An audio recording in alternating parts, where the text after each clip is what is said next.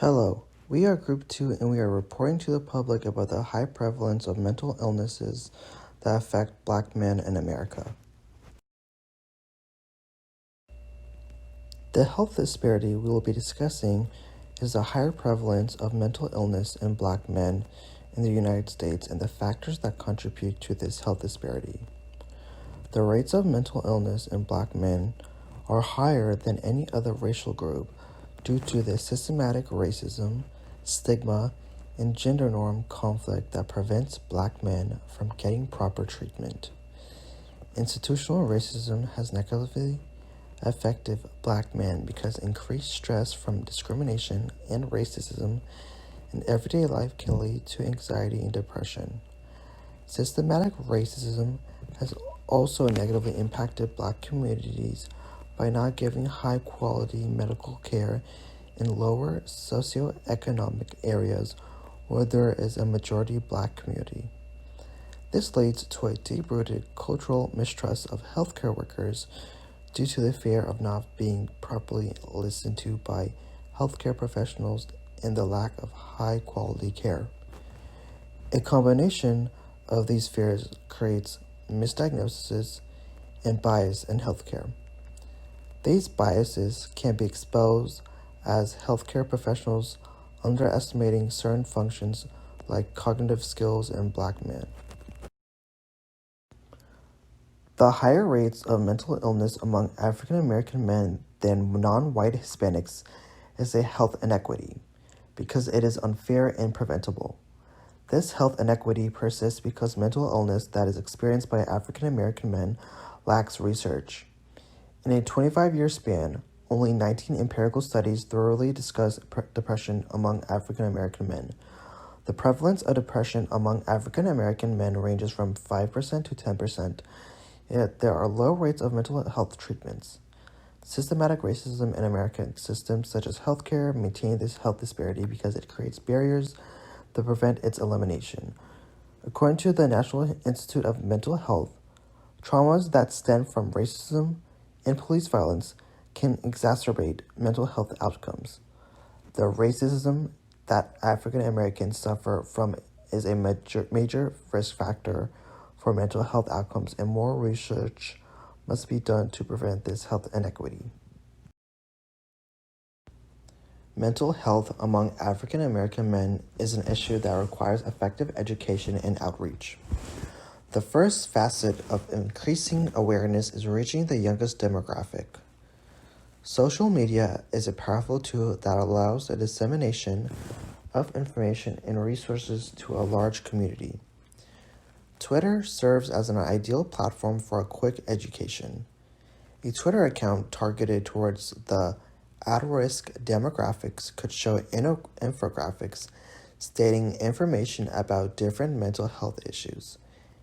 A focus on recognition, acceptance, and seeking professional help would allow many individuals in younger demographics to be exposed to the issue.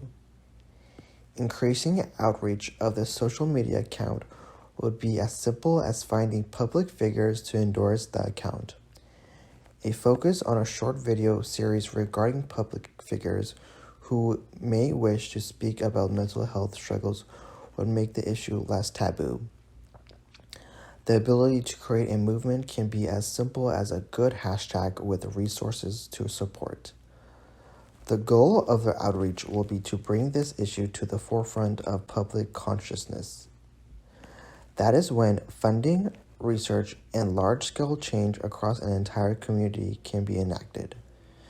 This, in combination with a website focused exclusively on mental health in the African American community, would have a positive impact on the disparity. As discussed previously, there have been disproportionately increased rates of mental illness in Black men. We have proposed a solution addressing that epidemic in the Black community, involving the addition of more Black male mental health professionals locally and in positions of social media influence. By doing this, we hope to normalize the process of seeking mental health help and giving Black men similar faces that they can relate to. The removal of the taboo surrounding mental health in the community needs to be removed for progress to be made. Another facet of the solution comes in the professional aspect. The common ground between patient and therapist is crucial in creating an environment in which a Black man can feel comfortable enough to share their trauma, similar experiences, and the comprehensive understanding of what it means to be a Black man in America can open up a net trust and ultimately a pathway towards healing. Additionally, we will need to implement programs dispelling the equivalence of therapy to weakness. These will be absolutely necessary in creating safe spaces for those already affected and conditioned to repress their depression and trauma. Therapists need to be prepared to make those of different backgrounds feel comfortable. This can include an increased focus on supporting more Black men to go into fields where they are able to provide mental health care in their own communities. People are more trusting of those who have similar experiences to them and can understand the many of the difficulties tied with being a Black man. Appealing the youngest demographic of the population will be instrumental to solving this disparity. From a young age, schools need to have strong mental health education. This is especially essential in underserved areas of predominantly Black communities. Starting at a young age with both parents and their children will allow stigmas to not form. Mental health conversations will be normal, and both sides will understand signs and resources.